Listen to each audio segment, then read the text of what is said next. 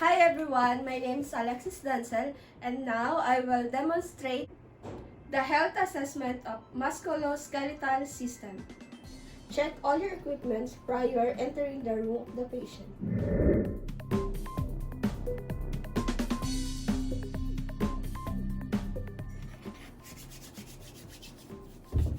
Provide client privacy.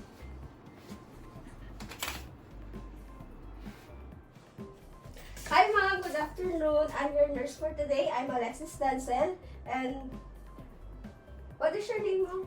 Laorni Cruz, What's your birthday? March 27, 1990. Okay.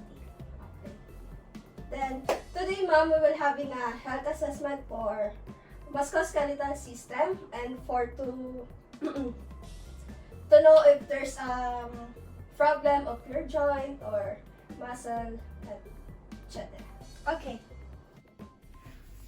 And now, ma'am, we will getting your vital sign. First, we will get your temperature.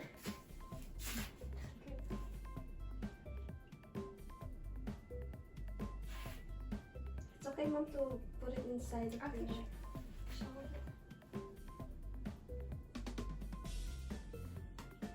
Okay. And while waiting the result of the temperature, we will get your pulse rate in 1 minute. Okay. Okay.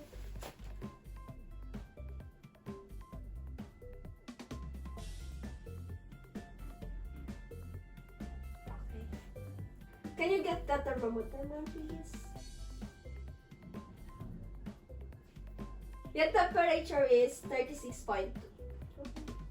Then now we will proceed the respiration. Ma'am, can you put your hands on your shoulders? Okay. We will get the respiration in 1 minute. Okay. And now we will get the blood pressure.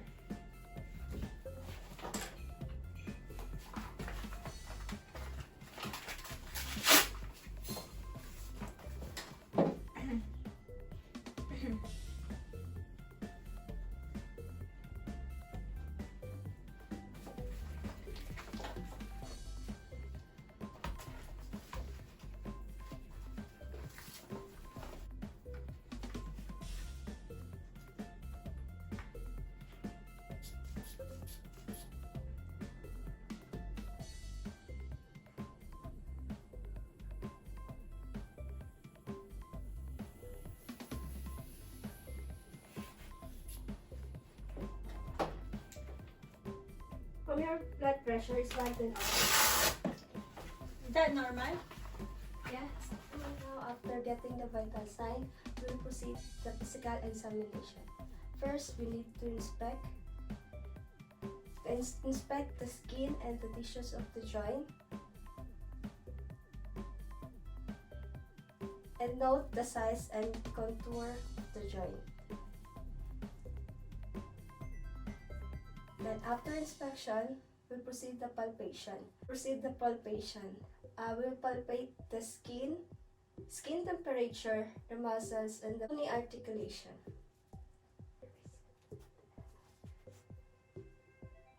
Palpate.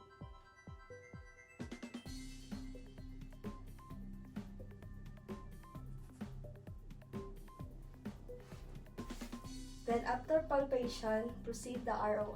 After checking palpation, we will proceed the assessment of gait.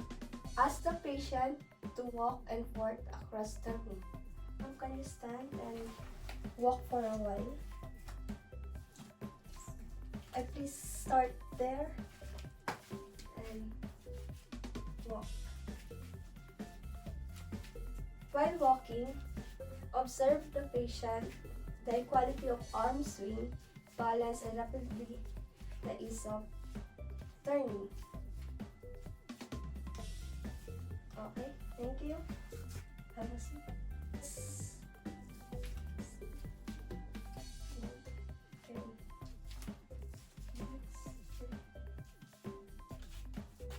Okay. Then tiptoes. One more. After the tiptoes walking, we proceed the tandem walk.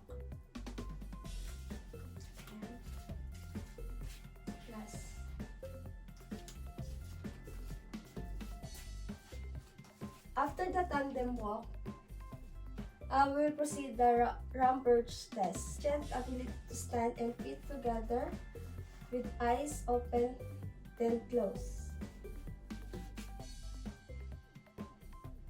Mom, can you stand then close together your feet, then close and open your eyes. First close, then open, close, open. While doing the test of Ramberg test, you need to assure the patient that you will support him in the case of become unsteady movement. After the assessing of gait, I will proceed the upper extremity muscles. First, we need to check the shoulder.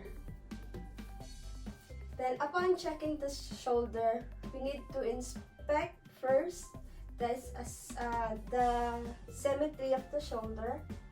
Now we will proceed the upper extremity muscles. First, we need to inspect the muscle of the shoulder, arm, forearms, and hands.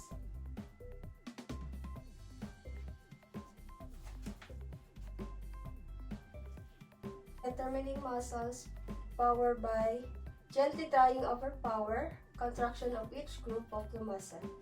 First, we need to do the shoulder abduction. Okay, abduction is going to be like this. Then, adduction, abduction. Next, proceed the deltoids. Forward, then the deltoids. Okay. Next is the ischius.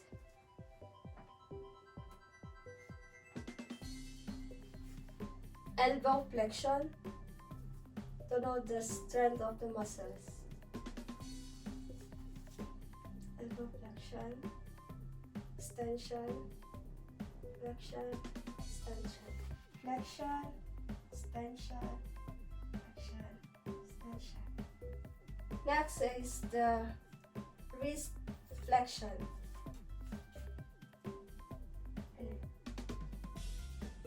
Extension, flexion, extension, flexion. Hand grip. Okay.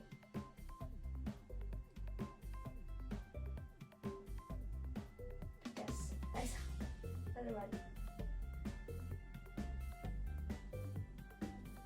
Opposition of thumbs, index, and index finger.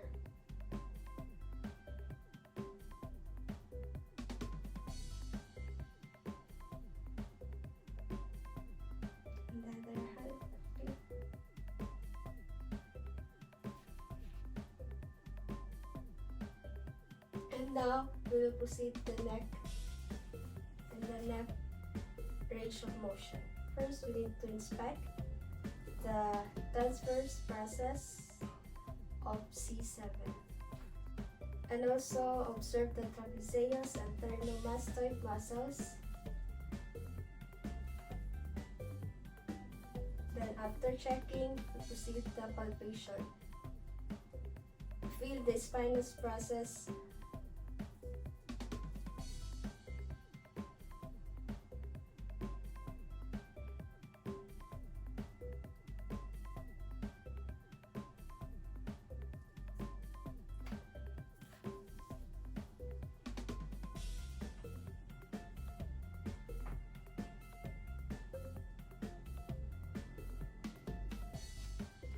Then, after palpation, we will proceed after the inspection, the palpation, we will proceed the range of motion.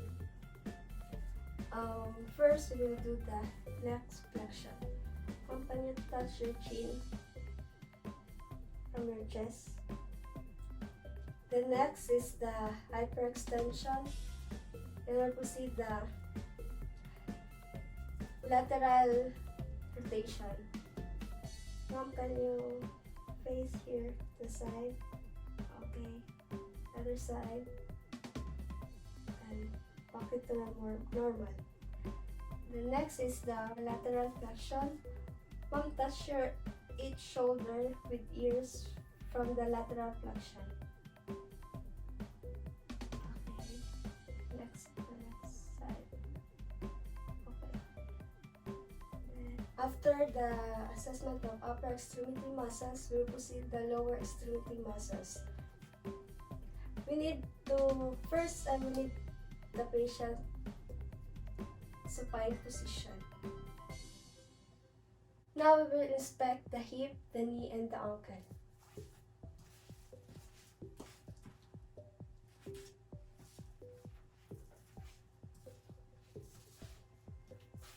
And now we will proceed the palpation from hip, knee, and ankle.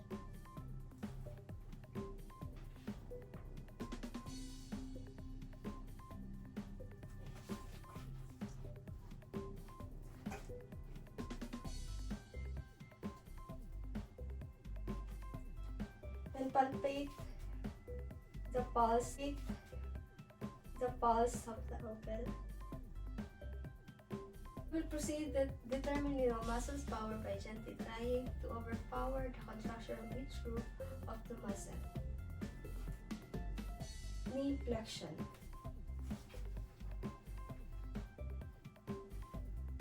Extension, flexion, extension.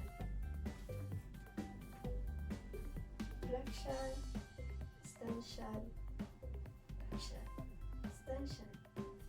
Okay. And now we will do the abduction. This one is the abduction, adduction, abduction, adduction. We're expecting and observing the both knee. I observed that there's no varus knee and deformity mark on the left leg. While both legs have well developed the musculature, the left calf and the arm seam are bulkier.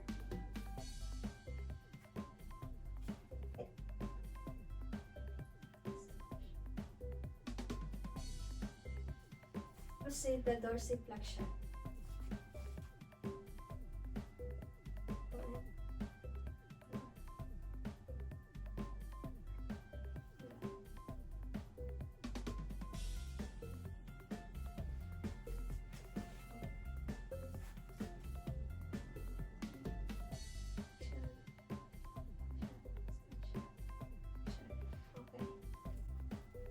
And now after assessing the lower extremity, we'll proceed the spine bone. First, we need to inspect the alignment of the spine.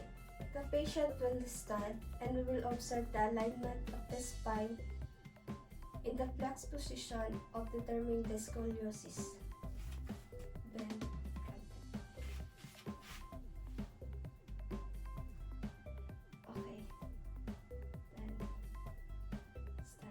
now we proceed the palpation of spinous process.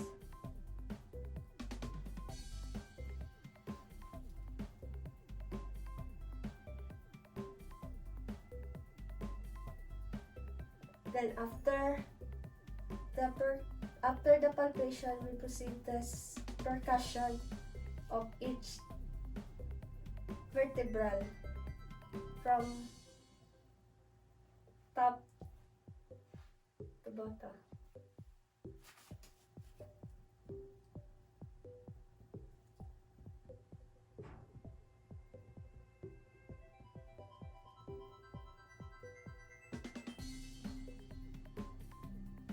After the percussion, we proceed the range of motion.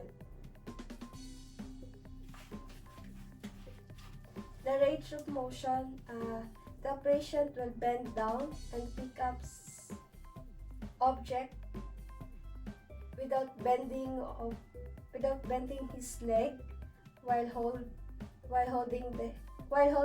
her hips. Then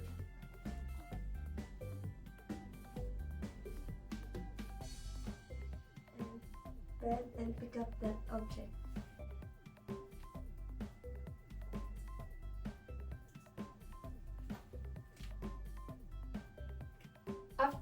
After the range of motion, we proceed the posture. We will identify the posture of the patient while standing in front of them.